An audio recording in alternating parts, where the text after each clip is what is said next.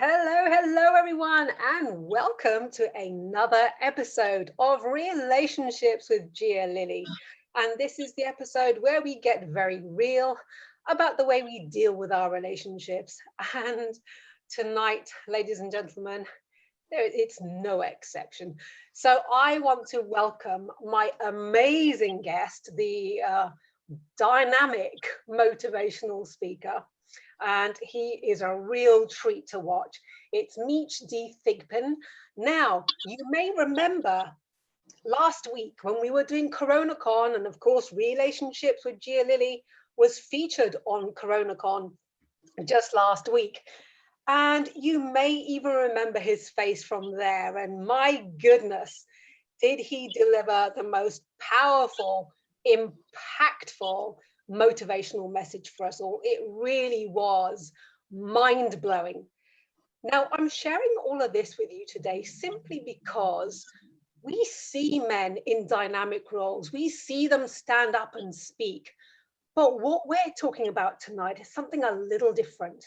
Okay, and it is around communication.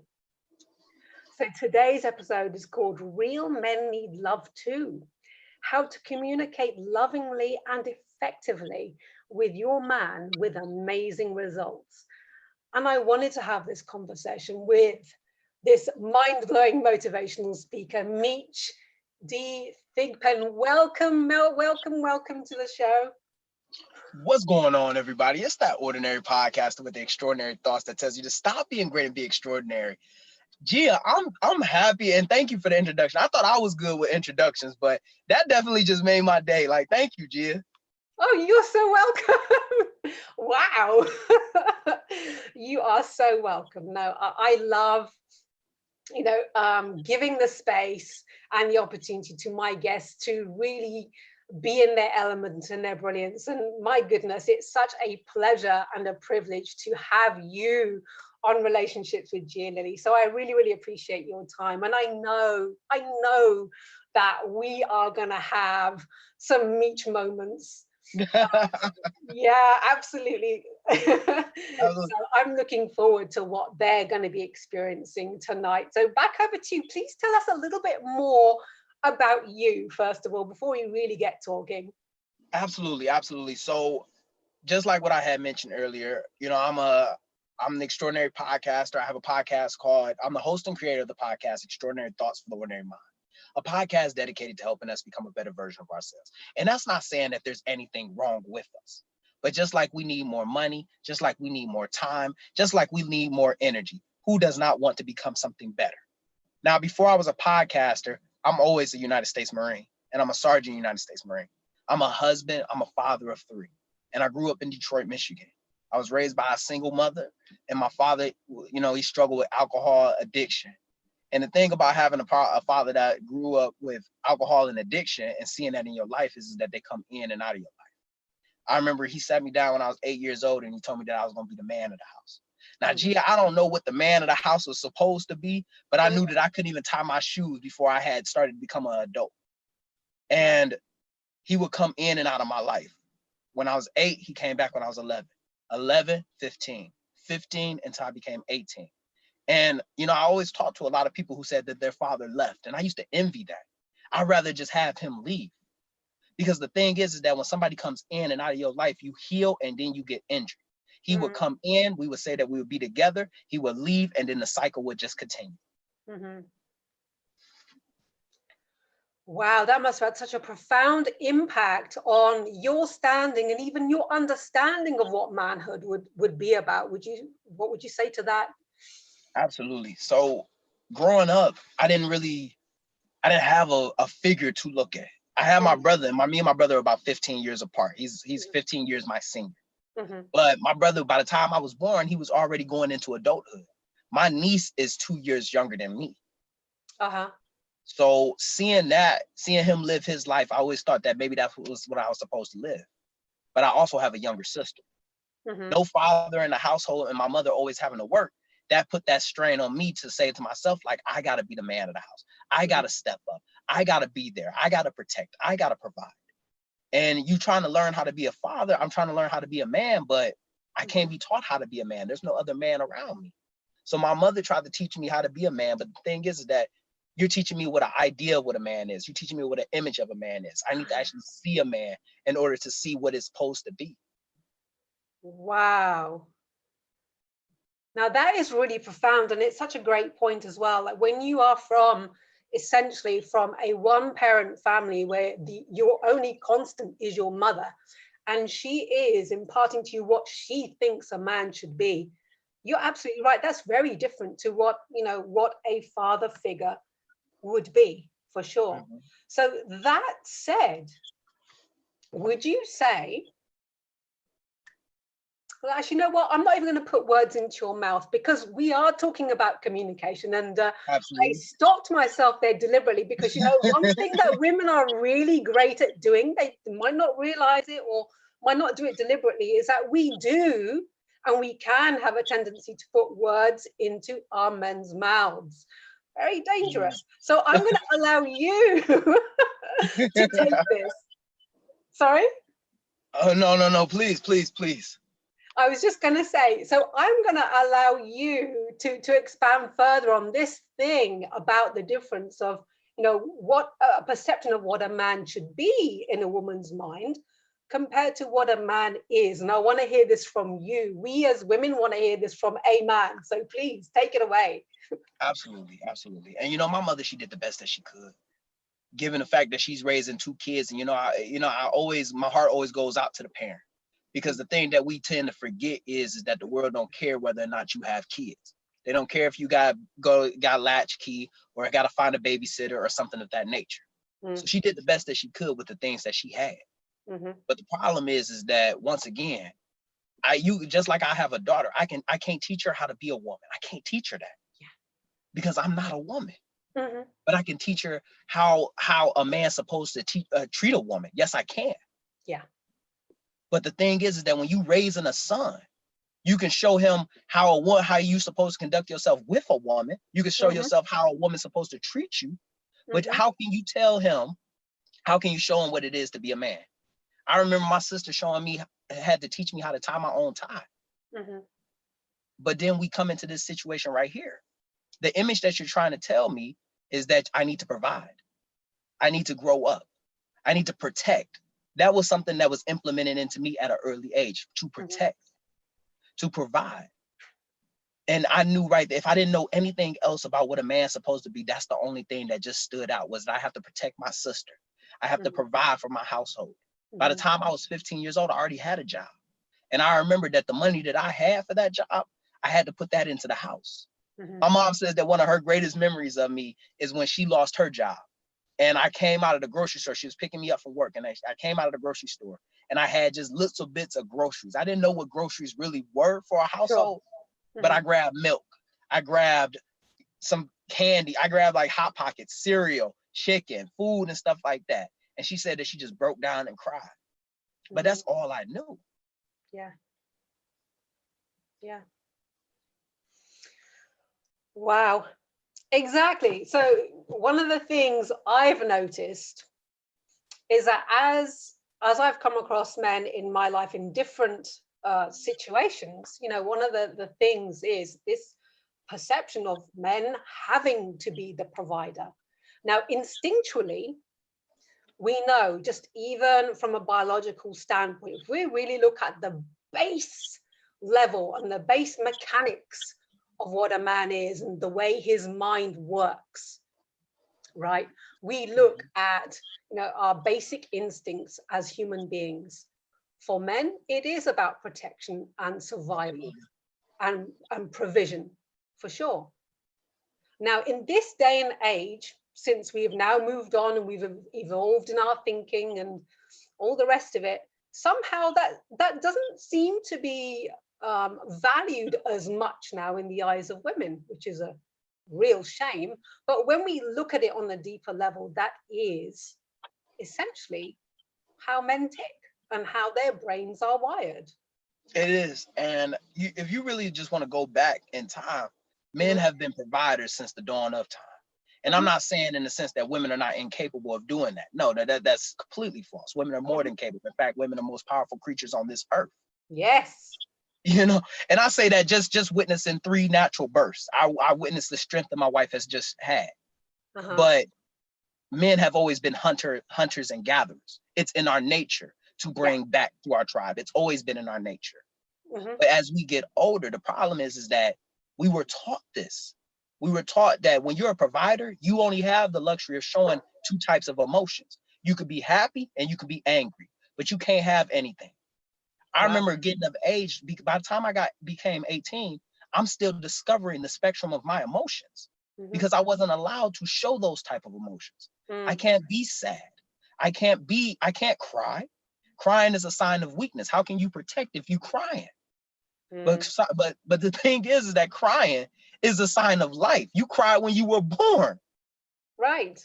You supposed to feel things. My wife, me and my wife, we go back and forth about this because this is definitely a topic of our conversations. Because she's strong, she's independent. She was raised by a single woman.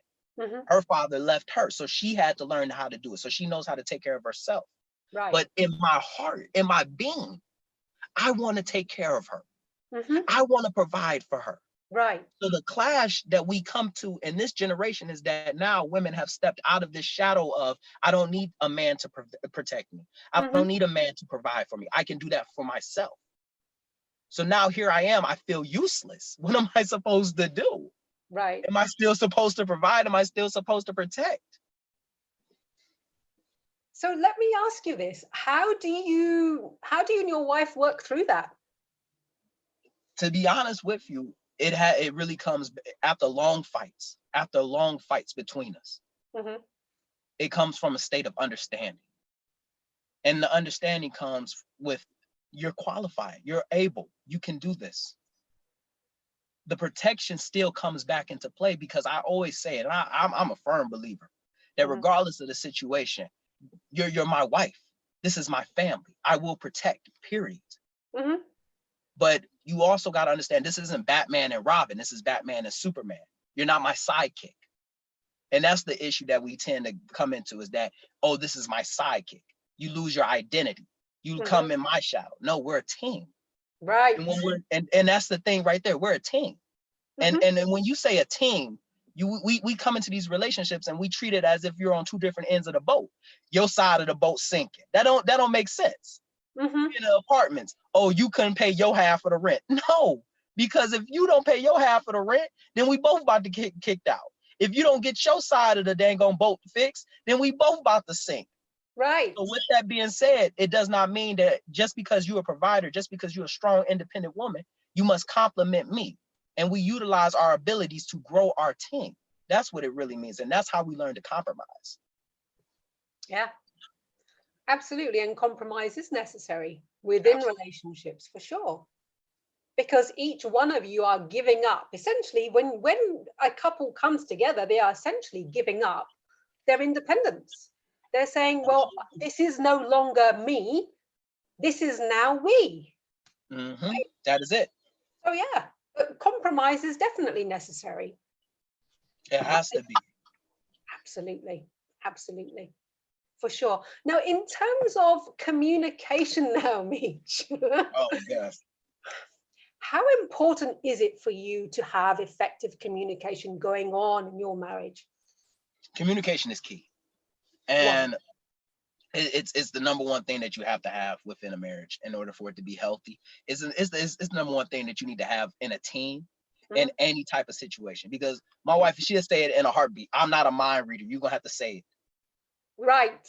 You Exactly. know, and we get so caught up in thinking that, like, oh, I assumed that you were going to do this. I thought that you were going to do this, but that's not the case. You have to communicate. But that's not just in simple tasks. You got to be able to communicate your feelings. Yes. It took me years to be able to say that I was sad about something.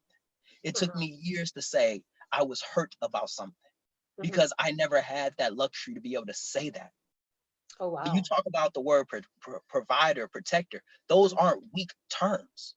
And when you say that you're stressed out, when you say that you need help, Mhm. that you don't want to alert the pride, you don't want to alert your family and say that you ain't got your stuff together. Mm. So instead of, I remember there was a time where I wouldn't communicate that.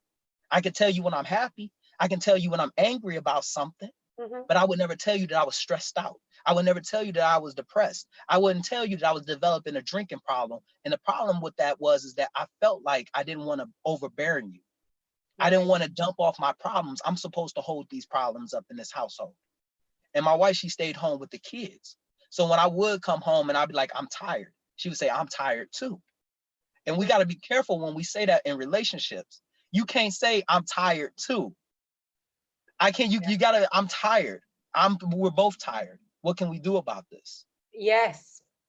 You know? Reframe. Yeah, it's a powerful reframe right there.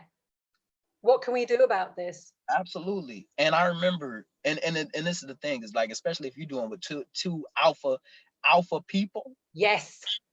because we gotta put that out there, Gia. There Yeah, is a such thing as like being an alpha male, being an alpha female, being a beta male, being a beta female. absolutely. It's a And thing. some people, some people match, some people seek out people that are going to allow them to be submissive. You see what I'm saying? Man and woman. They do. I want somebody that's not going to fight me on every single end. My Mm-hmm. wife is not like that. She's not like that. So when I would come home and I would say, I'm tired, she gonna hit me with, well, I'm tired too. And then I'm about to say, well, you was here with the kids. Well, you deal with the kids then and I'll go to work. I love to switch with you. Mm-hmm. But that right there was causing a break within our bridge. It was causing a Yeah, break within our communication, yeah. because now we're competing against each other. Mm-hmm. When you on a team, you don't compete. You're not competing against each other. Do I Exactly. want to see you grow? Absolutely. Mm-hmm. Because your growth is my growth, and our growth and my growth and your growth is the growth. Right.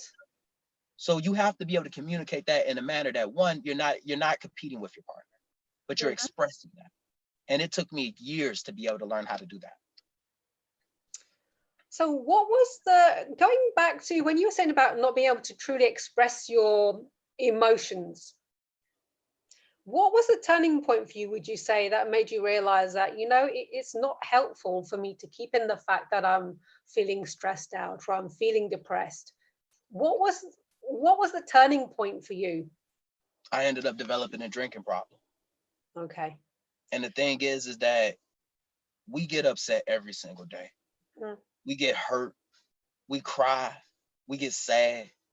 But when you got kids, when Mhm. you got a team dependent on you, when you got a family dependent on you, the last thing that you want to do is bring that in, because you Mhm. don't want to you don't want to alarm nobody. You don't Mhm. want nobody to be stressed out.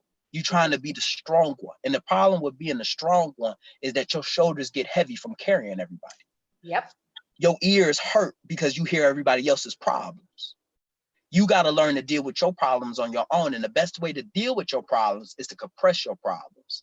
There's a lot of people that don't express themselves. They just compress. Mhm. And then we drink it away. We'll drink it to compress it further. We'll try to sleep it off. But the thing is that when you compress your problems, it turns into a pressure cooker. And if you do not relieve that pressure, the next thing you know, you're going to end up lashing out on people that didn't even deserve it. Before it got to the breaking point, I was lashing out at the kids. I'm yelling at them about things that shouldn't even be having to be yelled at. Me Mhm. and my wife are now starting to go back and forth about things that shouldn't even blown out of proportion. But I'm tired, I'm stressed, and I can't tell nobody. And then it came to the point where I was starting to drink. Mhm. And I remember my wife going out to the balcony and she just saw me there, passed out drunk. And I knew right then and there I had to get it off. I had to start talking about it because it's not healthy. It's hurting me. And we think that we're helping people, but the problem is that when you don't express yourself, Yeah. when you don't communicate, you hurting everyone. Yeah. Yeah. And that's a powerful realization that you came to, because you obviously were at a point where you were still within the bounds and the limits of recognizing where you were at and pulling yourself back out, Mhm. because there's a very thin line, isn't there? As soon as that's Absolutely. crossed, it can easily go into addiction and so on. So kudos to you for pulling yourself back like that. And it takes strength Mhm. to actually recognize that you're falling apart and that you're stressed and that you need support. Mhm. And that's not a weakness at all. Absolutely not. And it's a that strength, being the strong one is a gift and a curse. Mm. And I say that it's a gift because, I mean, you're the strong when everyone comes to you, but it's a curse because sometimes you don't even see everyone else's strengths.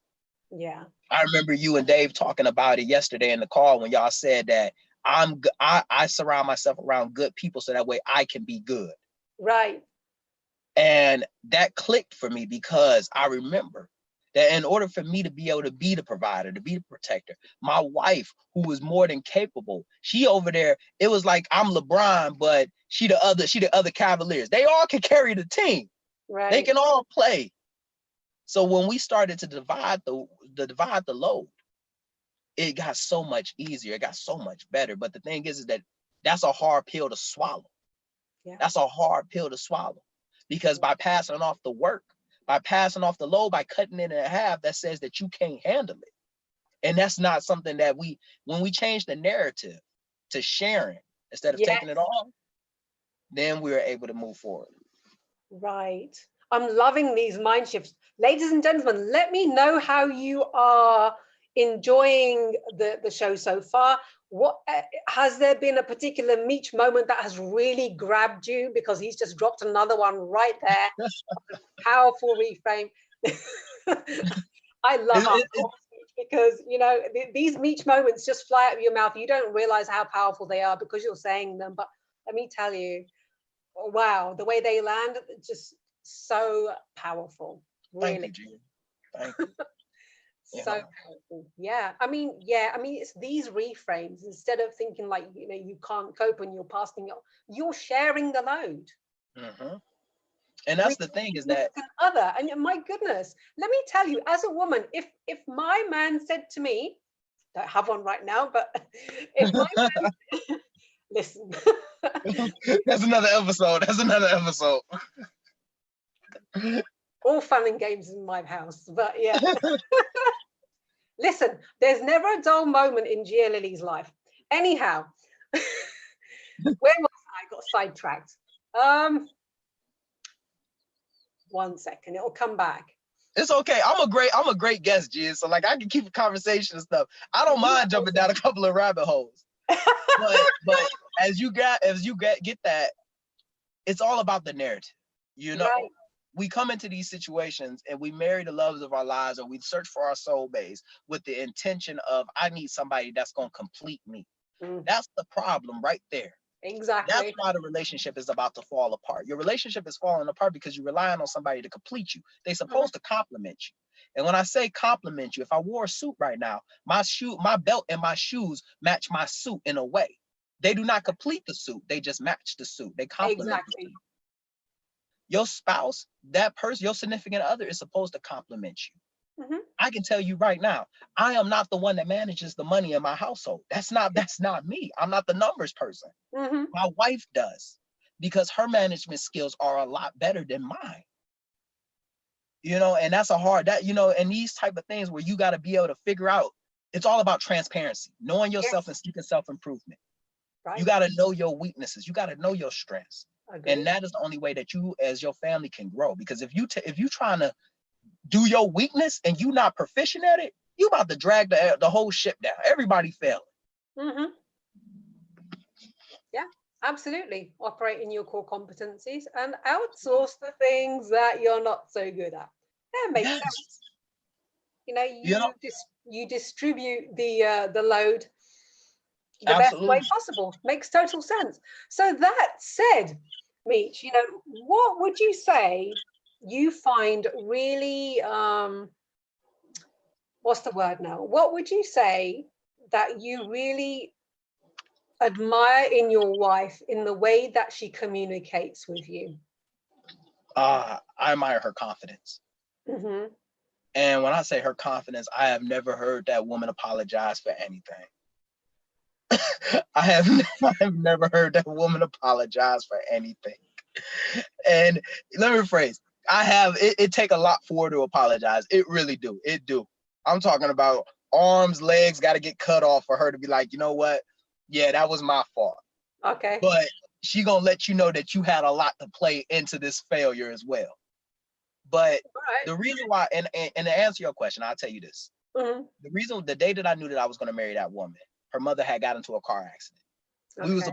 I think we was about 19 at the time. Our mother had got into a car accident, bad car accident too. We get to the house. Everybody in the house, they crying hysterically. Nobody, it's nothing but chaos. Me, I'm used to chaos, so I'm just sitting back. My wife walks in. At the time, she was my girlfriend. She walks in, and she ain't say much. She said, "I need your phone, and I need your insurance." Mom crying, sisters crying, aunts crying. Ain't nothing getting done until my wife walked in. Grabbed the phone, called the insurance company, got that situation taken care of. Called the other guy, got the claim number, got that situated. Then she calmed her sisters down, told her mom that she needs to calm down. She got the entire house under control. And when she did that, I knew right then and there, because I was standing off into a corner. I said to myself, I was like, I'm gonna marry that woman. Because that level of confidence that she had, because she ain't never done an insurance claim before. She ain't never done that. Okay. But the way that she did it, you would have thought that she had been doing, you would have thought that was her job. Okay.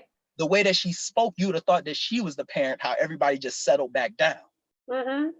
And I knew right then and there that that was what I wanted.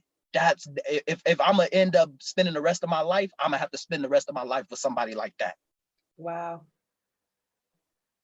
That's amazing. Absolutely. So that was obviously at the point where she was your girlfriend. So now I'm going to ask you the same thing. Now that you're married, oh yes, you still admire that side of her? Yes, I still do. Right now, like, it's hard to wear down though. When you marry somebody like that who don't back down, who's confident about their decisions, she don't back down. And I'm trying to convince her to let me get an iPhone. And I got some good points. I got some good thesis points, Gia, of why I need an iPhone. Bringing up some valid points of why I am not getting an iPhone. And that right there, and I bring that up and I be so transparent, because that level of dialogue right there, that back and forth, in most households, it's a patriarch. The idea of a matriarch household is not a thing. Because a man's a provider, he's a protector. Why my wife came? Why I gotta ask my wife if I gotta get something? Because y'all a team. Because this might mess y'all up on the financial end. Right. You don't do the numbers on a regular basis. But you let your pride get the best of you, and now your family about to take the punch in the face. So you have to have that type of confidence. You gotta be. See, this is it right here, and I was been trying to figure it out. There's a certain level of security that you must have with yourself. If you say that you gonna marry somebody that's got strength, if you sitting back and you saying to yourself that you depressed, that you upset, that you feel like that you underwater, and you got somebody that you supposed to be spending the rest of your life with, and you're not utilizing them to the best of their capabilities, then you probably married the wrong person then. Or you need to take a step back, look yourself in the mirror and say that I need to go ahead and push that out.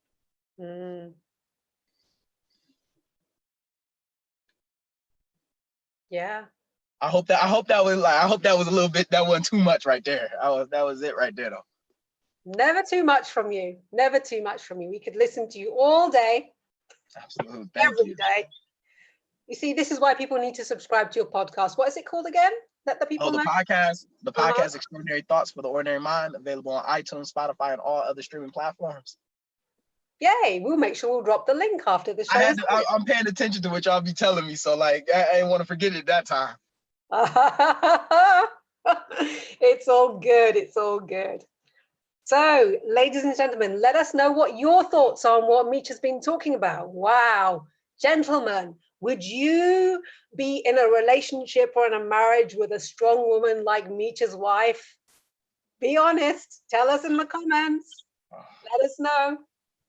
And if you are listening to this or watching this on any other platform, drop your comments below or simply email me at info@gialililovecoach.com and share your thoughts about this episode. Absolutely. So, wow, that was a whole lot right there, Meech. And, I want to get back to what we were saying, and the real core of what we're talking about here today. We're talking about communication. And of course, communication, as we know, is key to having a successful relationship. Not the only thing, but let me tell you, men get a bad rap because there's this perception that they are lousy communicators. We are. Yeah, let's talk We about, are. huh? We are. And you know what, Gia? It's not that we lousy. We lousy out of ignorance. We don't know how to communicate. You Okay. gotta think about it. When you growing up, boys and girls get treated completely different. And I had to stop myself when I treated my son and my daughter in a different manner. Mm-hmm. A little girl comes and she cries. We want to pick her up. We want to hold her. Oh, baby, that's okay. A little Mm-hmm. boy come in crying. Stop acting like that. Just quit whining. And then my favorite, you acting like a little girl. Uh-huh. But we have already said that girls can cry, but boys cannot. Mm. So now here we are. When we get older, we don't know. We don't tap into those emotions no more. Men don't cry like that. We don't show those type of emotions. We have to be tough. So we don't know how. So that said, how, I mean, did your wife ever say to you, you know what, Meech, it's okay if you just tell me what's going on? Not even it's okay, but just like, just tell me what's going on. Was she ever like straight to the point like that with you? Yes, yes, yes. Right. It kept coming to the I'm not a mind reader. I'm not a mind reader. But the thing is that the only way when I would show my emotions or when I would show that something's bothering me, Mm-hmm. because it also comes back into your personality too. And Yeah. my personality is I let a lot of stuff slide. I let too much slide before I actually get to my breaking point. Okay. And I would let it roll down my back, but it's not rolling down my back, it's actually standing there. And I would just let it build and Right. build. You're just storing it. Yeah. Mm-hmm. And I'm storing it. And then next thing you know, I lash out. Mm-hmm. And that's when you find out what's been bothering him is when he lashes out. Mm-hmm. So it got to the point where like I'm lashing out, but she's like, I didn't even know that. I can't help you with something that I don't know. Yeah. Let me tell you, there are many women who do this as well. And the guy is thinking, what Mm-hmm. the hell? Where did all that come from? Mm-hmm. Because we're so great at, I'm saying we like this, not everybody does, but let me tell you, even I've done it in my lifetime as well, where I've just let stuff slide, and we as women, we chalk it up. It goes into the memory bank, it gets stored there, not deliberately, but when, and because of the way our brains are wired, every time that there's an emotional upset that's happened, it gets stored into our memory bank. And what happens is that each time we go back to a memory, another one is triggered off, and then another one, and another one. So it's a chain reaction. And then suddenly we just go, blah, right? And everything comes out. And this is why, the significant other then goes, where the did that come from? Mm-hmm. Right? So that's what happens when you're building things up, just like you've just said there. So that said, at what point did you decide? No, we've already talked about your breaking point in terms of recognizing within that moment of turning to alcohol that I've got to stop that. But in terms of speaking your truth and actively telling your wife and communicating with her, what did that look like for you? It was definitely, I would say it was one of the hardest things that I had to do. Mm. And it came from first I had to trust her. And we marry our significant others, but do we trust them? And when I say Mm. trust them, do you trust them enough to show the full spectrum of your emotions or the ignorance that you have with Right. them? Mm-hmm. And I had to say that I trust you. And I remember it was a situation, I forget what it was, but whatever it was, it was so traumatic that it made me cry. Mm-hmm. And I had to, like, I was crying, Gia. Mm-hmm. Mm-hmm. And my wife had to console me. She had to like comfort me Mm-hmm. because I was crying so bad. And I remember her telling me that it's gonna be okay. We're gonna get through this. And I remember that's what it was. Mm-hmm. I was drunk. I had one of the roughest days, and I just finally just broke down. I Mm-hmm. started bringing up my father. I was like, I'm drunk just like my father. I'm a failure just like my father. Wow. Mm-hmm. And my wife was the one that said, "You're not a failure. You're not. It's okay. It's okay." And she didn't bring it back up. And that's the thing right there. when you expose who you are. This is why we have a hard time communicating, because I tell you who I am. I tell you my problems. I tell you what's making me hurt, but then you get mad and then you bring it back up and use it against me. So now when that happens, the only thing that I'm going to do is mentally save that. I will never tell you again. I'll never be vulnerable like that again. So that had to come in, and she never brought it up. She never brought up like, hey, you drink, drinking and stuff like that, or hey, your father. She never brought it up. So that's what we have to be. Don't use, it's not ammo to hurt each other. Right. It's not ammo to hurt each other. This all about like accountability. Yes. It's all about being transparent. Yes. That's like telling the kid put the fork in the dang on socket, got electrocuted. It survived. She survived. But if she do it again, you be like, hey, you remember when that happened? That's accountability. To hurt someone is when they tell you your deepest, darkest secrets. And then you throw that back in your face. Maybe you are just like your father. Maybe this is, Yeah, absolutely. And that's one of the worst things that you can do as a partner, regardless of whether it's the woman doing it or the man doing it, or whatever your dynamic is within a relationship. Yeah, we're not just talking about a heterosexual pairing here. No matter what your dynamic is, if that is what you're doing, be careful of that, because that is what ruins relationships. It kills the trust. Yeah, we're not one-upmanship here. This is about supporting one another, and that happens through effective communication. And you got to be honest. And when I say honest, I hear it all the time. Your friends. I can't even talk to you about this around. I can't even talk about this around my wife. I can't even act like this around my husband. I can't act like this around my significant other. Let me get this straight then. Your friends know 100% of you, but your spouse only knows what? 75%, 85%, 90% of you. But this is the person that you're going to spend the rest of your life with. Yeah.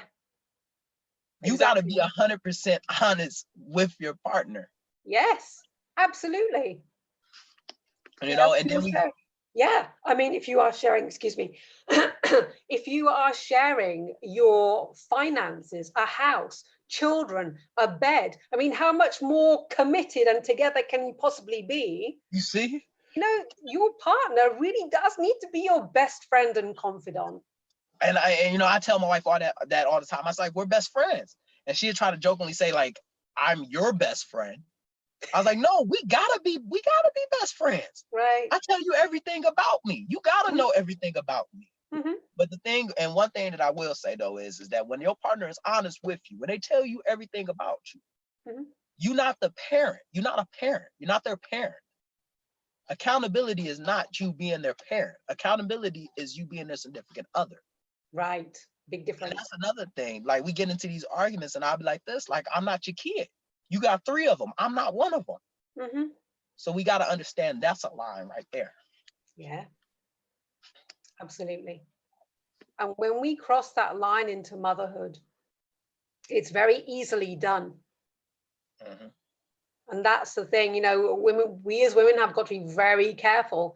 If we have children, or we are caretakers, even, it sounds crazy, but even with pets, and you have this very strong attachment, you then have a different role, you then behave in a different way, right? So you've got to be so careful not to transfer that kind of behavior into your love life with your significant other.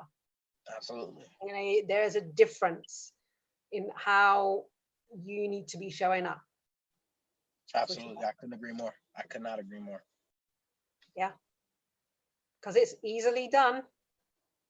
When you spend all day with your kids and then you have your significant other come home after him being out all day working, or whatever it is that they are doing, whether they're in the army, whether they are working, whatever the situation may be, you cannot treat your significant other like your child, and you cannot talk to your significant other like a child either.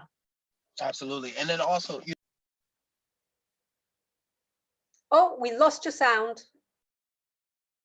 I said, I'm glad that you brought up being all day with the kids, because one thing that people are probably starting to realize is that them kids ain't an easy task. And we kind of forget that, you know. And I say that, I say we, but I really mean me. I forgot that. I only saw my kids on the weekends.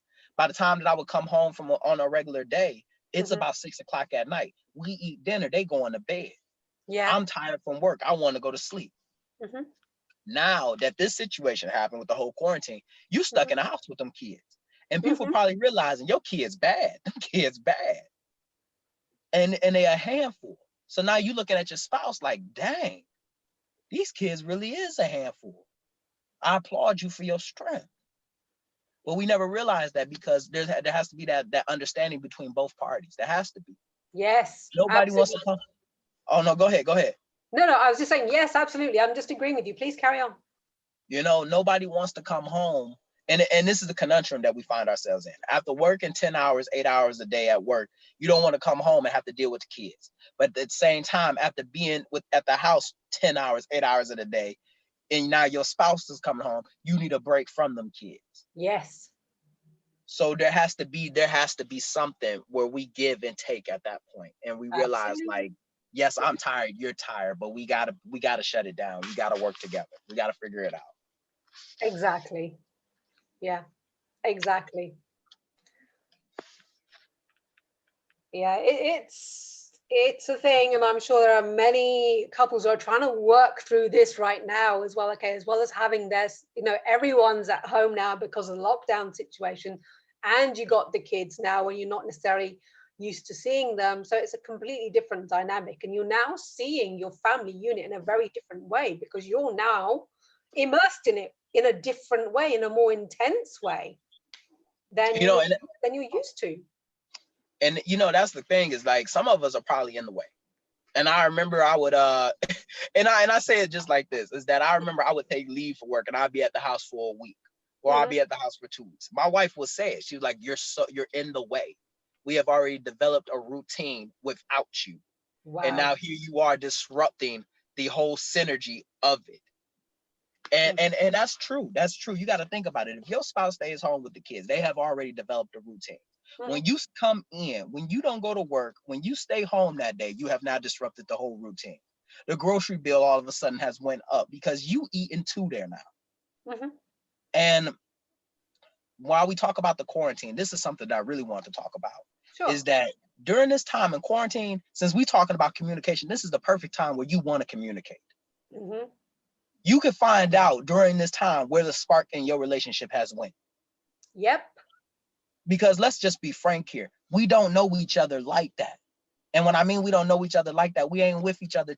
We only with each other probably like 2-3 hours during a work week. We see each other right before we go to work, and then we come home, we eat, we go to sleep. Within that time, that's about 3-4 hours. On the weekends, that's when we get a chance to spend time with each other. But throughout that time, those 10 hours, we don't see each other.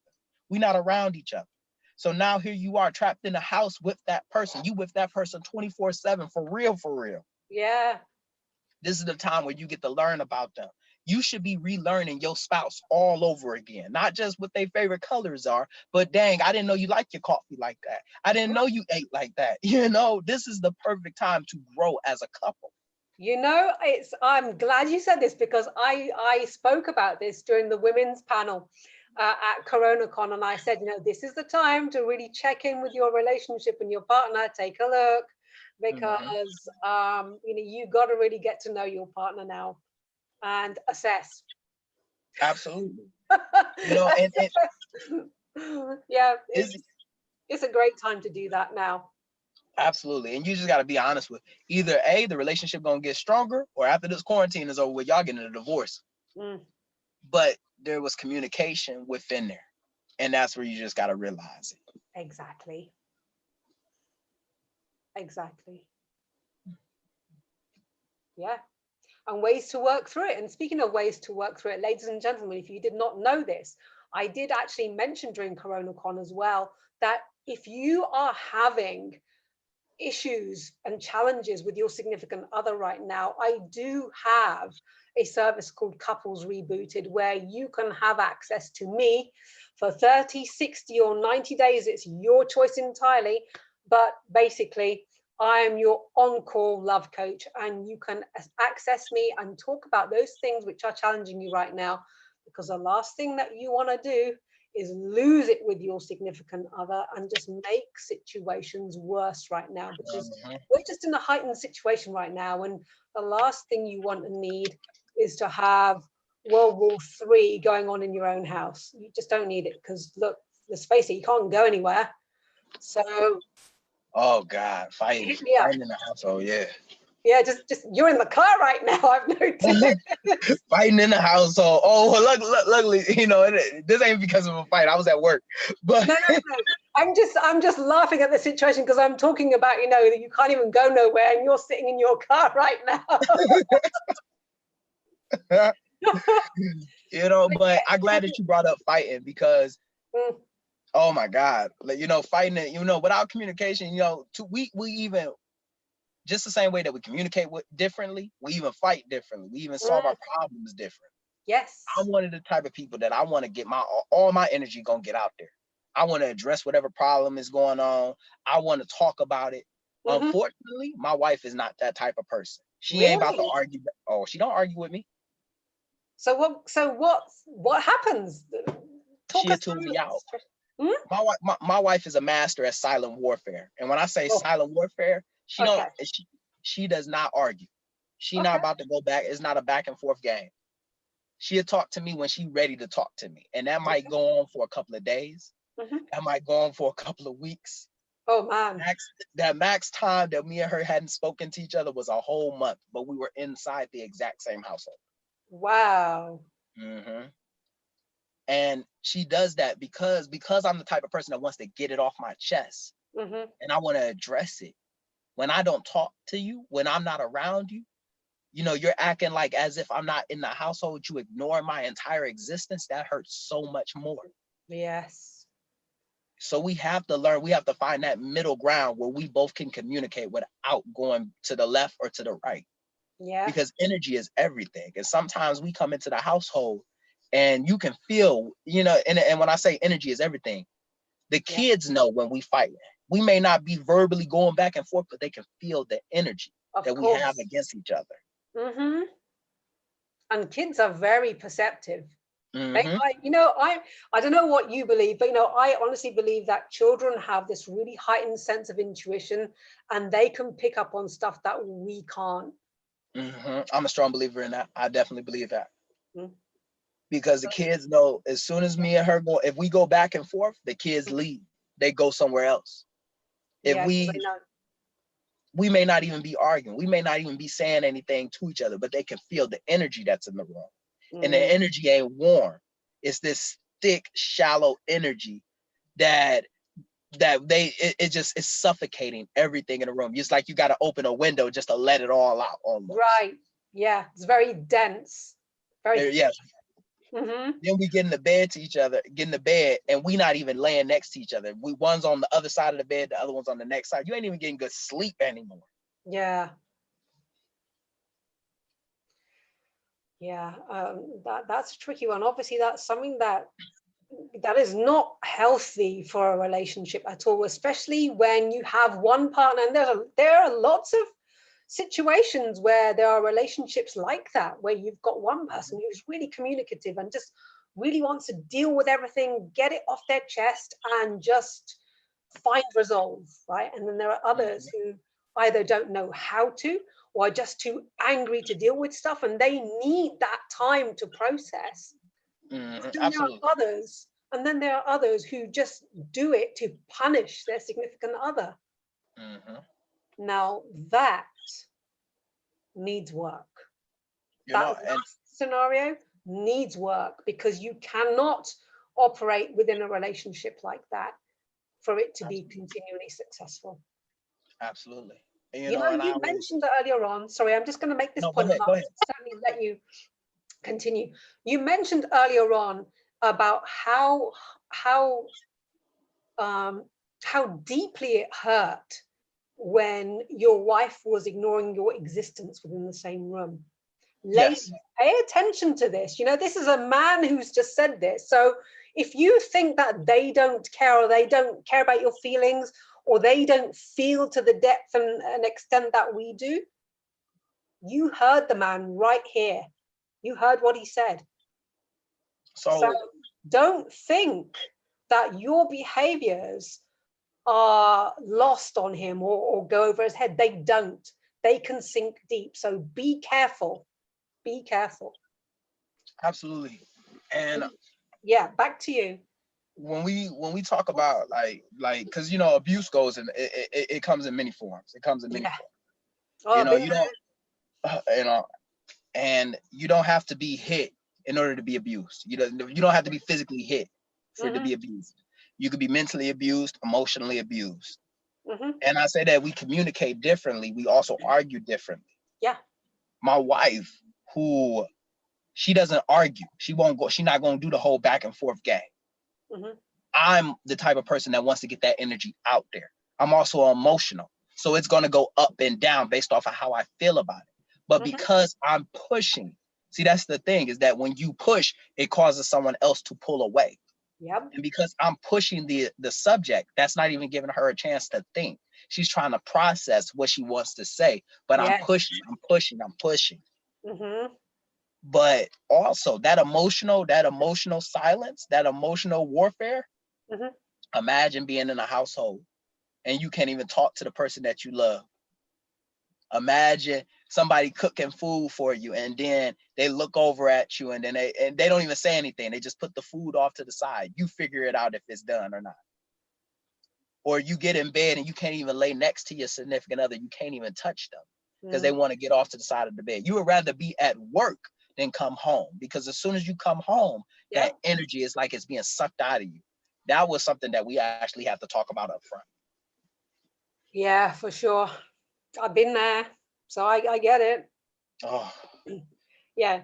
Notice that I said I've been there. Not yeah, anymore. Not anymore. Obviously. Uh, yeah. absolutely. Because there's only so much that you can tolerate Mm-hmm. when you're not, when the other person isn't communicating with you. Mm-hmm. And again, this goes back to checking in with your values and what it is that you want out of life. Now, Absolutely. if you're not married and you don't have kids, it's a little bit easier to walk away Mm-hmm. because of the attachment side. Absolutely. I completely agree with that. A lot of people are staying together just for the sake of the kids. Yeah. But the thing is that you staying together for the sake of the kids, you don't even realize that you're hurting the kids. Kids can pick up on that. The kids realize that there ain't no love in this household. The kids know when we arguing, and the kids also. Okay, I think we've lost you for just a second, Meech. Hopefully we'll get him back. But there you are. Come back. We Yes, lost yes, you I'm for a here. second. We lost you. Oh, my bad. Yeah, somebody had called. Oh, communication. There we go. All good. Communication is key. Jesus Christ. Look at that. But just like the same way that the kids know if there's something bad going on, like they arguing, same way they know that there's love in the house and they know that there's no love in the house. Mm-hmm. So emotional being, you have to be able to communicate. You have to. And Yeah. some people are staying in relationships for the sake of the kids. But the problem is that y'all probably better off as co-parents. Y'all probably better off separated. Because in the reality is that y'all probably don't like each other no more. And you can love somebody and not like them. That is very true. I have family members. I love them to death. Can't stand them. Yeah, happens. Don't want to be trapped in an elevator, let alone be in the same room as them. Mm. And that's okay. And that's where that honesty has to come in. Mm-hmm. You got to be able to tell somebody, I love you to death, but I don't like you. I Mm. love you to death, but you bother me. I love you to death, but you hurting me. I love you to death, but you killing this family.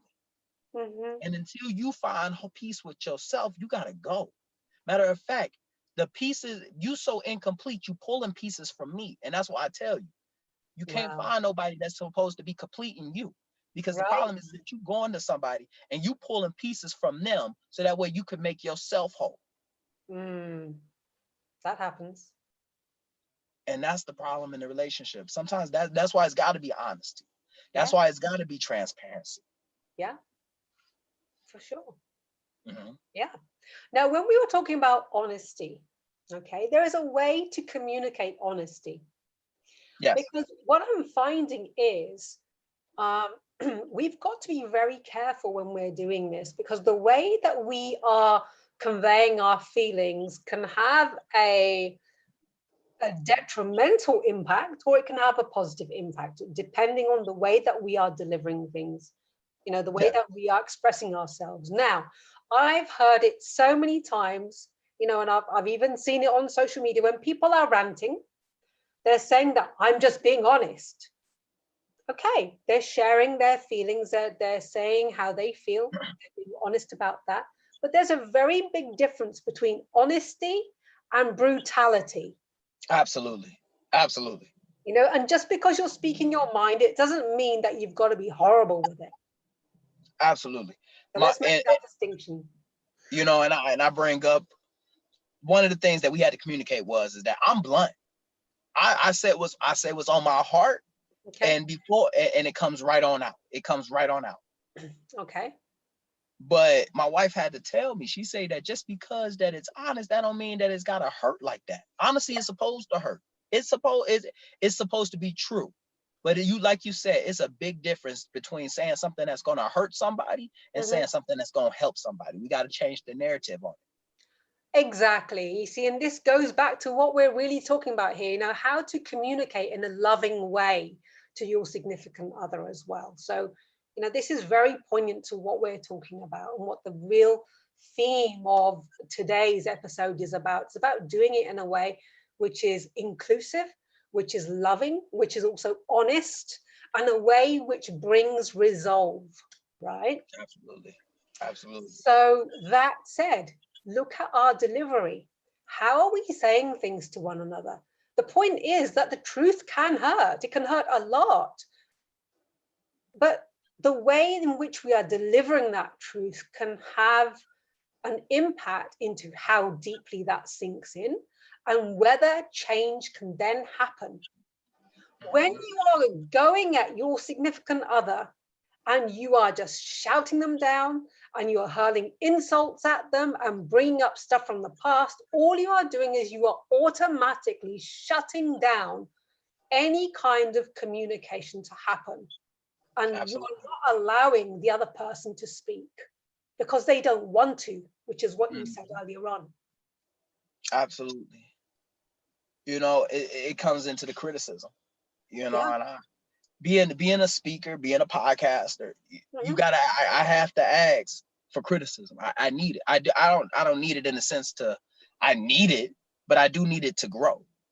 So the Okay. first person that I had to ask was my wife, Hmm. but she would say it in. I'm gonna say it, but don't let this hurt your feelings. But she gave me credit. When you give someone criticism, when you want to be honest, it needs to have value attached to it. Why should I take your criticism? Because if you just saying something to cut, ain't no purpose. Hmm. And I remember she was the one that told me about my intro. She told me that you yelling too much in this. Nobody can hear you. When I watched Corona, when I did the CoronaCon, That my was wife was amazing. watching it. And she was watching it. Uh-huh. And as soon as I got off that call, she was the one that gave me my points of where I need to grow, where I need to fix. She said, hey, this is what I like. This is what I didn't like. But there's Okay. a certain level of trust that you have to have with each other in order to do Mm, that. There's a certain, I have to value your opinion that much for yeah. it to happen. A Hmm. lot of times we say things and we don't realize that it does hurt. Some of the things that you say hurt people's feelings. Oh, And believe me, I'm sure there are plenty of things that I've said during the shows that have upset people, just by the nature of what I'm sharing, rather than being caustic. So sometimes it's just the subject matter in which someone is sensitive about that causes the hurt feelings, rather than how one is delivering that. So let's make absolutely, that distinction also. Sorry, back to you. absolutely. And this is the trick that I've learned is that if you're gonna say something that might tear somebody down, you need to be prepared to go ahead and build them back up. So if Yeah. you got something bad to say, then you need Hmm. to have something good to say. Hmm. If for example, if you got a drinking problem You a great person, but you're terrible when you drink. Mm-hmm. You a great father, but you a terrible husband. Why? X, Y, and Z. Okay. Where can we go from here? You have to be willing to compromise. You have to be willing to grow. Our pride gets in the way and we say to ourselves, ain't nothing wrong with me. That's a lie. Yeah. That's a lie. Mm-hmm. You have to be willing to grow. Yeah. But this is also the thing. Some of us don't want to share our opinion, be honest with each other because we're afraid to hurt each other's feelings. Yeah. Mm. And so we allow each other to continue to do wrong, allow each other to continue to cross the line because the moment that we say something, oh, we've hurt that person's feelings. Oh, I don't want to cause a fight. Oh, you're not helping them though. That's the Thank thing. you. Yes, exactly, which is what we were You're saying. enabling. Sorry, please carry on. No. You said it right there. You're not helping them. Mm.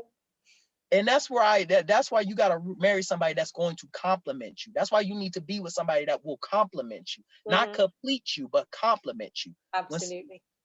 When somebody compliments you, they not gonna sit there. You don't marry a yes man.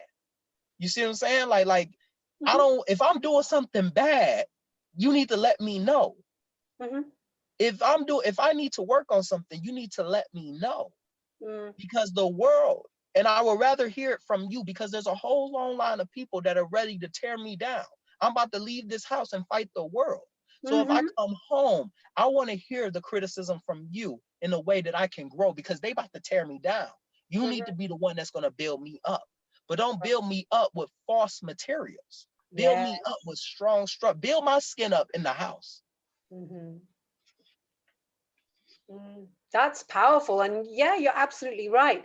Now, the one thing I noticed about the wording you used, I'm sorry, I'm a neuro coach. So, you know, that side's going to come out of me. And it's interesting that you use the word criticism. I always see it as constructive feedback. Because we are talking about building one another up, right? So let's look at the imagery of construction. Constructive feedback. So I like that. Yeah, I do too. It's much more empowering. I'm actually bring that over to the Thick Pen household. So here, bring it in, guys. You know, here's some constructive feedback for everyone in the house. Yes. All three of the Thiglets are going to get it. You like how I've used the play on my name? So like Thick, Pig, the three little Thigs. I love it. I caught it. You know. So my wife asked me, she said, so if they're the three little Thigs, what am I? The big bad wolf. Blowing everybody's happiness down. Is that what she said? No, that's what I told her. Oh, you didn't? She's like, if they're the three little Thigs, so what does that make me? I'm like the big bad wolf. blowing everybody's happiness down. Oh man. So there's that. But it also, what does that make you then? Oh, I'm the narrator. I'm just narrating the story. Oh. Yeah, I'm a cool parent. I'm a cool parent. That's hilarious. Do you read to your kids? No. Do I read to them? Oh, I thought you said, am I mean to them? No. Do you read to them? Do you read to your kids? Yes, I do. Awesome. Yay. I had to work on my patience though, because my daughter, my oldest, she's learning how to, she's getting her reading down. So she would want me to read a book, and then she would want me to read the same book over and over. Okay. And then she would want to read the book. But you take it forever to read this book. So I'm like, Coda, we on the same first page. It's been 15 minutes. We got to push. We have to push. And my wife would come in and she'd be like, you need to have patience. You got to have some patience. And then they have two different rooms. So right after I get done reading one book for her, I got to turn around and go to my son's room and read a book for him. And by the time I walk into the room, I'm like, hey, man, look, I read that whole book in your sister's room. You about to get a page out of me, all right? Oh, no. Come on, Mitch. You about to get a page out of me, and I'm about to go to bed, all right? Dude. Then my youngest, she want me to read to her, and I'm like, this, Charlotte, you barely learned how to talk. I'm out of here. Oh, that's mean. You know, it's tough love. I'm notorious for tough love. See, now I'm saying, are you mean, not do you read? Oh, compared to I'm definitely more blunt than my wife is when it come down to the kids. Like I let the Okay. kids know like up front what I think about the situation. Like my wife won't. She'd be like, oh, that's so cute. And I'm just like, my daughter, she called me over there and she was like, Dad, look what I can do. And she jumped. And my Hmm. wife's like, good job, Coda. And I was like, Coda, you jumped 2 inches off the ground. All right. Next time you call me, you need to be jumping higher than Dude, that's the army man in you, isn't it? that. I'm like this, like, look, I'm out of here, guys. Like, what my son, he'll come over there, he'd be like, Dad, let's play guns. And I'm like this. I'm peeling behind the corner. I'm loading, shooting. He's like, stop, stop. I was like, look, man, either you want to play or you don't want to play. But we're not about to keep doing this stop and go stuff. Stop running away. Pick up your gun. Shoot back. Take some cover back there. Oh, you're so funny. Oh It's man. definitely that. Yeah, but kids teach you so much as well. And yeah, there's definitely they're an art to communicate with. And yeah, you said it, you gotta have patience. You You gotta have have to have patience. patience. You did make me laugh when you were talking about being on the same page with your daughter for about 15 minutes. That reminded me of when I used to read to my baby sister. There's like 17 years between us. And Oh, yeah, really? yeah, so I get it. I would be sitting in there and I'm just like, all right, and you want to build their self-esteem, you want to cheer them on, but look, man, I came in the room at 8 o'clock. It's 10 o'clock. We still ain't even done with the book yet. The book got 10 pages in it, Coda. I want to go to sleep. I'm tired. All right, I love you to death, but you're gonna have to pick this up another day. Yeah. Oh, bless. Then my son, he calling me like, Dad, read to me. I might read the front of this book. Oh, So it's they all definitely. fun. It's really, kids teach you so much, like we said, about patience and about connecting with your playful side as well. Because look, life is tough. And when you get the opportunity to play, I always say to people, play, right? Absolutely. Relax, be in that moment with your kids. Because honestly, kids are the funniest things and they can come up with the funniest stuff and they can instantly shift your mood when they're not being a pain, obviously, because they have their moments too when they just want to be difficult and Hmm. stress you the heck out. But when they're in that space, when they want to play and be creative, what I would say, especially right now, if you're in that situation where you're spending a lot of time with them, please take that time to connect with them. I agree. I agree. This quarantine time definitely taught me a lot of that. Mm, And I had to realize that my kids inherit the exact same sports skill that I had, the athletic gene that I had. there you go. Unfortunately, Gia, that's not good because I can't play sports. I'm not good at that. Oh. I'm not good at sports at all, at all. So And 1 second though. They don't have the sports gene and neither do you. But look, you've done how many assault courses? Like, come on. yeah, I have, and I told her, I was like, y'all probably gonna have to be tough. Y'all gonna have to be tough. Y'all gonna have to be tough. It's very ruthless. The hierarchy within the dang on Thiglet household and the Thiglet community is ruthless. It's ruthless. Like my youngest just got accepted as Peoples, and Peoples is you and I, Gia, like regular Peoples. In Okay. my daughter's eyes, either you're a baby or you're Peoples. So Okay. Charlotte she just got accepted as one of them. Now they see her as one of them because they Okay. used to look at her like, Charlotte, what do you want? You're a baby. Go away. But now she's like Charlotte's Peoples. And then I look over at Charlotte and Charlotte smiles, like puts her hands up. And I'm like, okay, okay. But it's very ruthless. Like Dakota's my oldest, Connor's Mm-hmm. my middle child, and Charlotte's my youngest. Mm-hmm. Charlotte, Connor and Charlotte fight. They fight all the time. Oh Connor's wow. 5 and Charlotte's 2. They Okay. fight all the time. I'm talking about she pulls his hair, Oh my she kicks him, he hits her. God. Oh wow. Charlotte don't do that with Coda. Not at all. Coda my 3 kids run that entire Coda runs all the Thiglets like with an iron fist. With an iron fist. Charlotte bit Coda one time and she slapped Charlotte right off the dang on bed. Oh my gosh. And my daughter's so socially awkward too. She's very socially awkward like me. So like she'll say something, and you just got, if you don't know her, you're gonna just be like, all right, weirdo, all right, bye. Okay. Oh, bless her. So it's very interesting, and then you get a chance to see your partner in them. Like the Mhm, kids, definitely one of them is definitely like my wife. It's my son. He's definitely like her. mhm. But it's definitely an amazing thing. My goodness. Well, it sounds like a very dynamic household, for want of a better word. Oh yeah, it's definitely the loud And house. and It's definitely speak a loud and house. and speaking of dynamic, I can imagine it can be quite explosive at times. Oh yes, yeah. So my son doesn't have patience. Uh-oh. Unfortunately, I don't have patience. Uh-oh. So because he doesn't have patience and I don't have patience, things blow up so fast with us. I remember he was trying to put his shoe on, Mhm. and he got frustrated at not being able to put his shoe on. So then I get frustrated on the fact that he's frustrated about not being able to put his shoe on because we both can't leave. And my wife has to chime in because we're yelling back and forth at each other. And she has to bring us back down. And that's why I always say that you have to marry somebody that compliments us. Yes, Because absolutely. because I'm emotional, because I can go, I'm over. My wife says I'm over dramatic. Actually, it's true. Gia, I'm very over dramatic. When's Despite your popular birthday? belief, I'm very over dramatic. I'm very over dramatic, and my wife's not.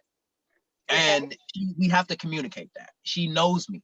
She knows that what if I'm saying that something's bad or it's terrible. If I say that it's horrible, it might be bad. Okay.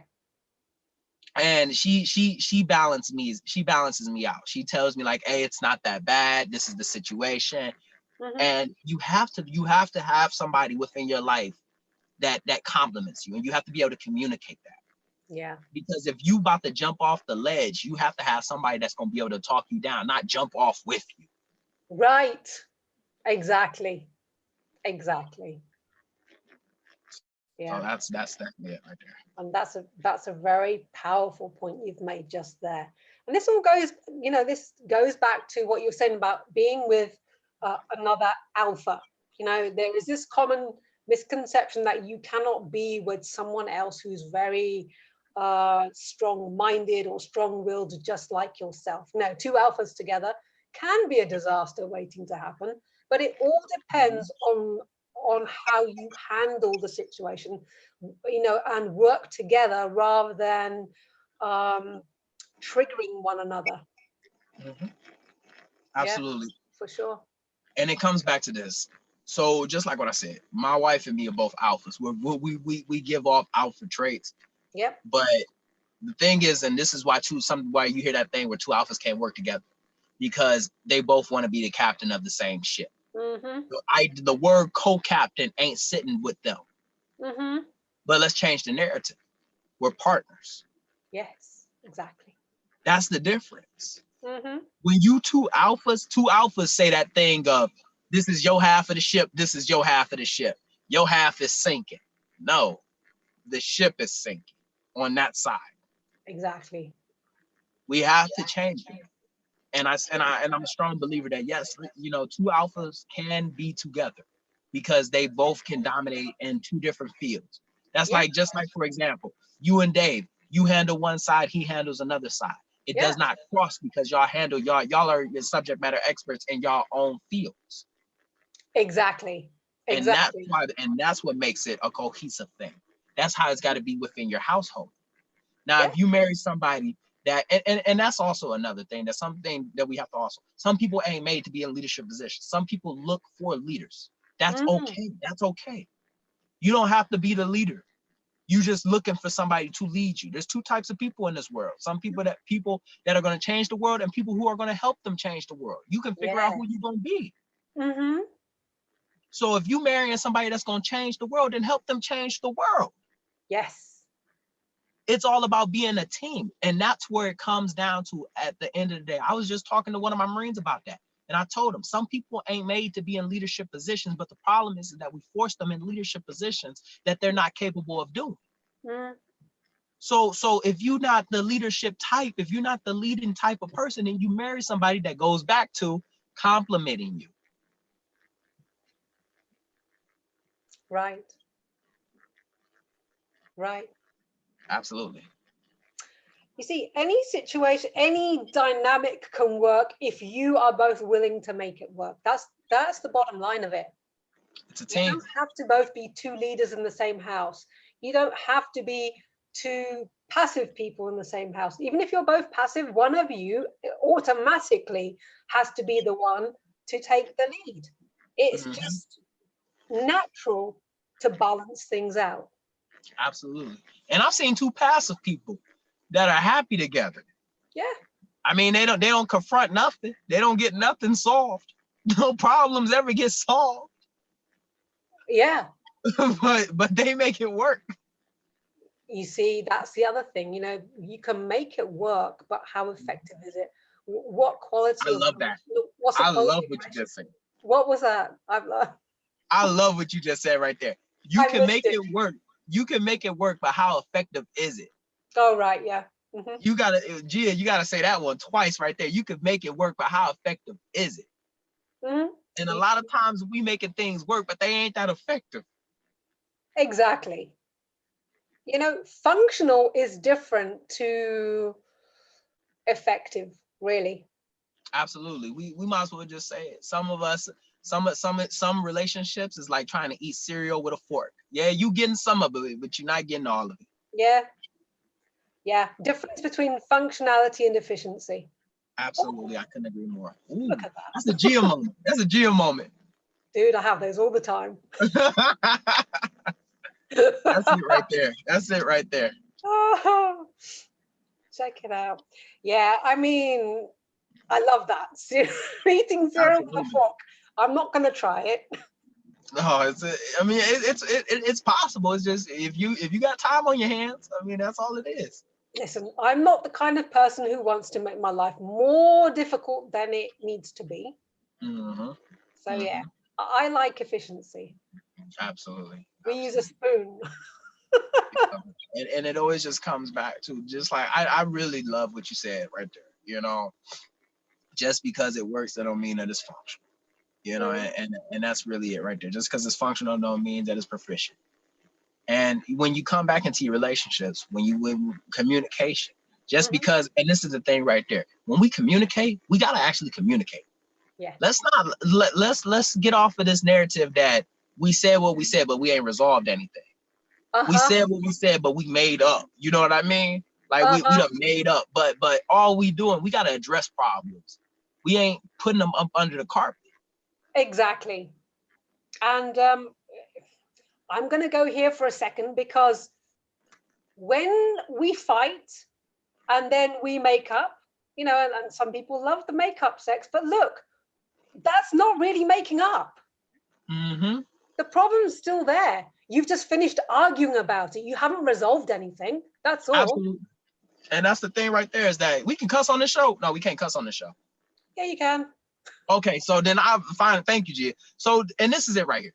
We not solving problems. We just fucking them away. I'll just be 100% with you. We just fucking the Right, problems away. right. And the problem is that when you use sex to cover up the problem, you have never addressed the problem. Only Yeah. thing that you're doing is that problem is going to come around. And I've said that before.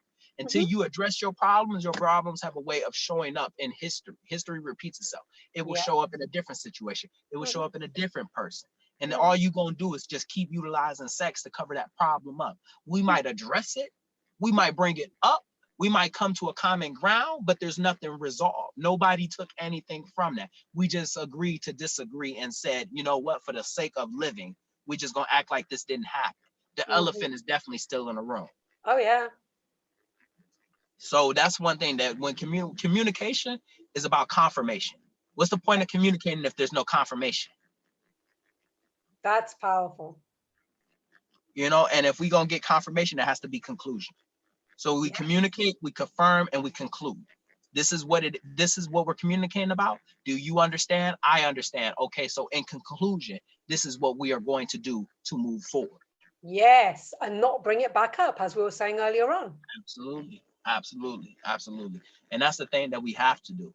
If we having problems with each other, if we solve a problem, that problem is solved. Exactly. We ain't, why we bringing up old history?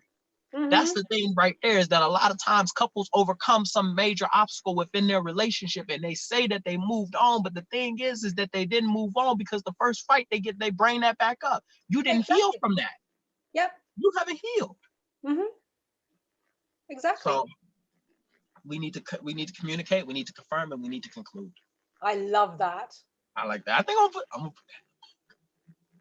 It's okay. Yeah, that's amazing. That is that. absolutely Absolutely. amazing. But it's true though. Mm-hmm. And it takes years. This isn't overnight things. This isn't like, there's no such thing as an overnight success.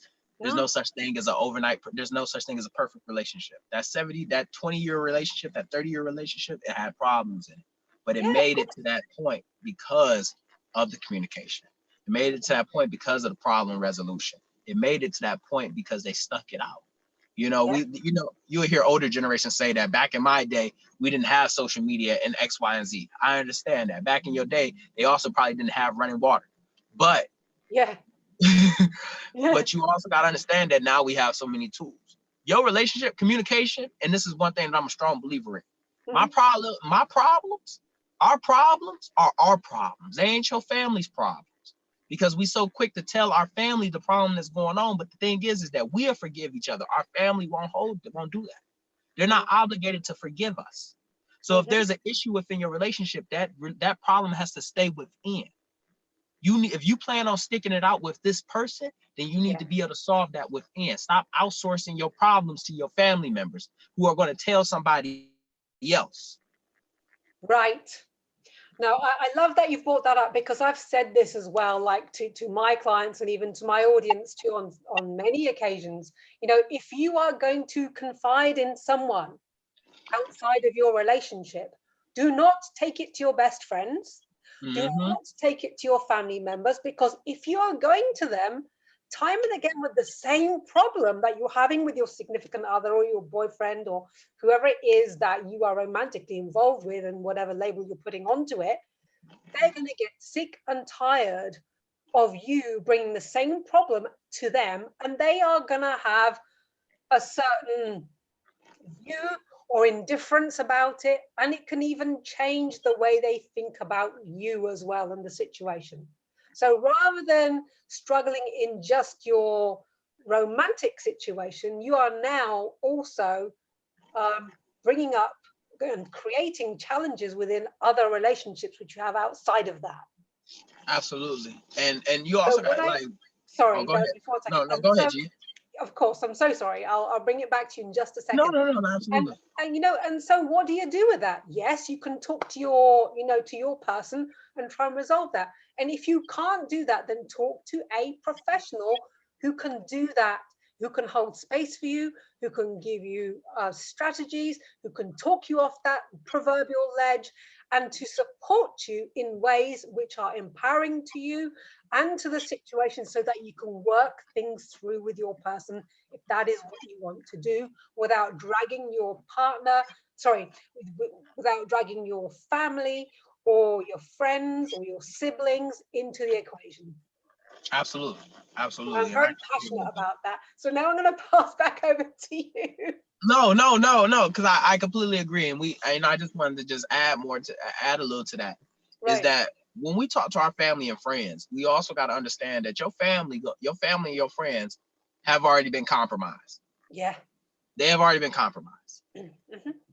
They gonna give you the best advice for you. Yeah. Love is a powerful thing, but can also cloud some of the best judgment. Yes.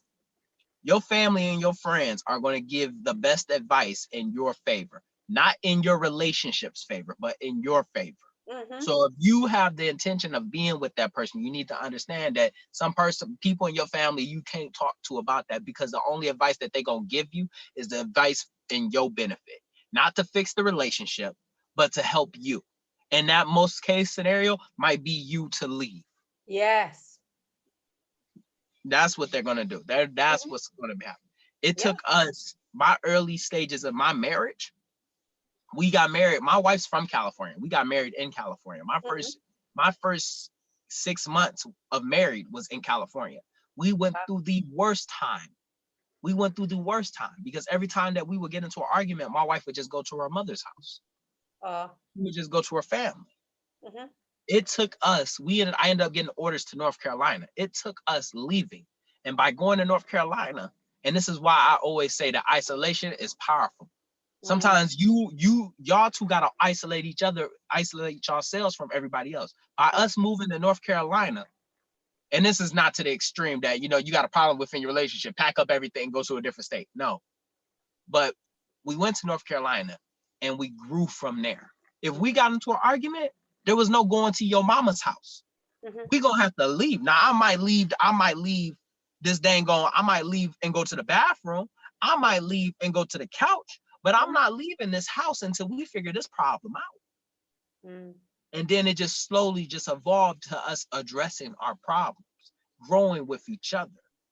In order for you to have a healthy relationship, you gotta be present for the relationship. Yeah. And I'll say that you gotta be present for your relationship. Yeah. Stop going to your dang on friends and venting to them about your relationship if your friends are only gonna give the best advice. Your friends ain't gonna tell you that you fucking up. They're not about to tell you that. No, they're not.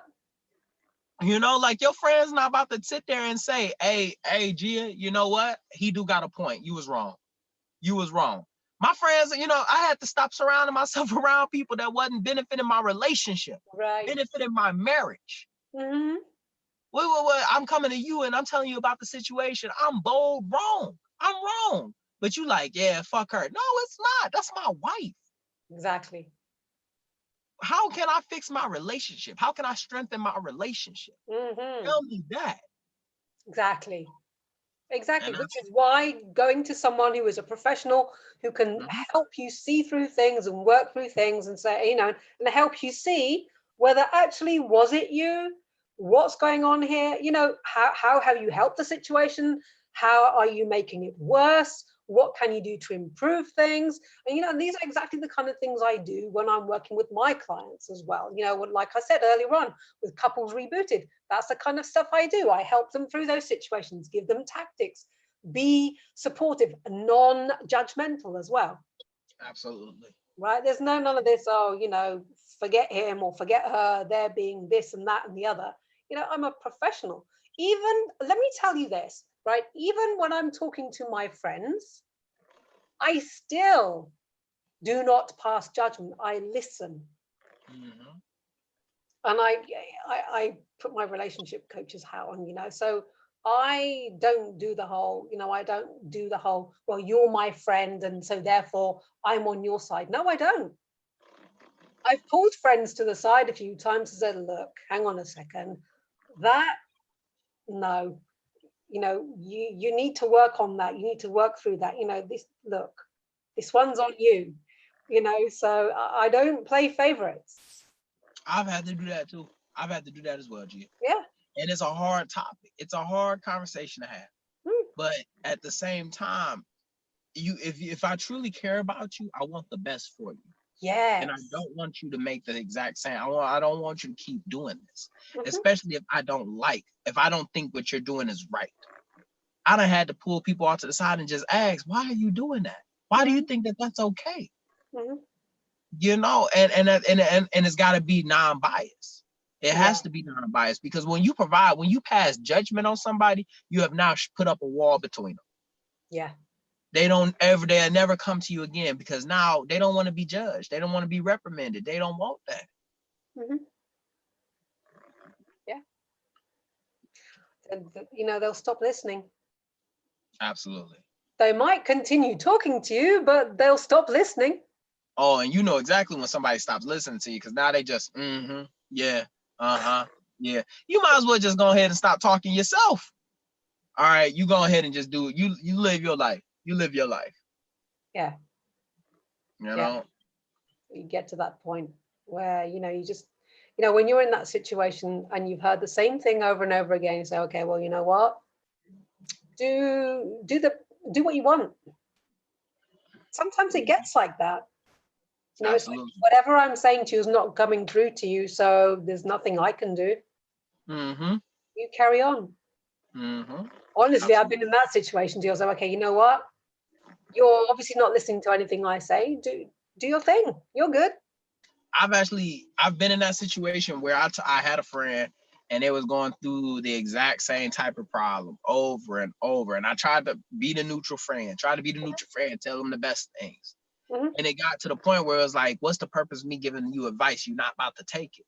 Yeah. Is it, do you just want me to be an ear to hear your Mm-hmm. problems, Mm-hmm. to listen to them?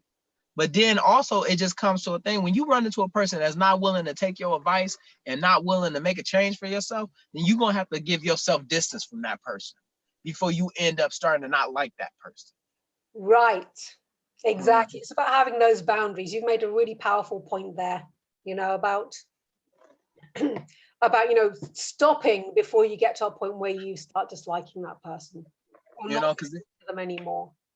because I that was a good friend, Mm-hmm. but you got toxic traits, and you okay with being the victim. You okay with this happening.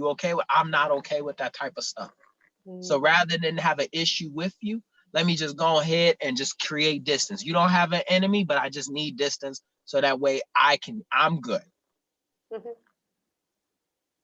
Yeah. It all comes down to, and this is a point that you've made, it all comes down to your willingness to change the situation. Absolutely. Bottom Absolutely. line. Bottom line, whatever your relationship dynamic is, if you are unhappy, you need to communicate effectively. And you need to do it in a way which is going to allow for open, honest dialogue between the two of you. It's not a case of that I've got to say what I've got to say, and then I've said what I said, and that's it. Mm-hmm. Because that's just one way. Communication, confirmation, conclusion. Exactly. Again, please. Communication, confirmation, conclusion. Absolutely. So there it is. There are so many ways that could work for you in terms of, obviously, depending on your situation and what you're going through. You're not going to use the same strategy. And I use that term just because it explains a way to get something done. Because strategy can sound really clinical. It can sound really,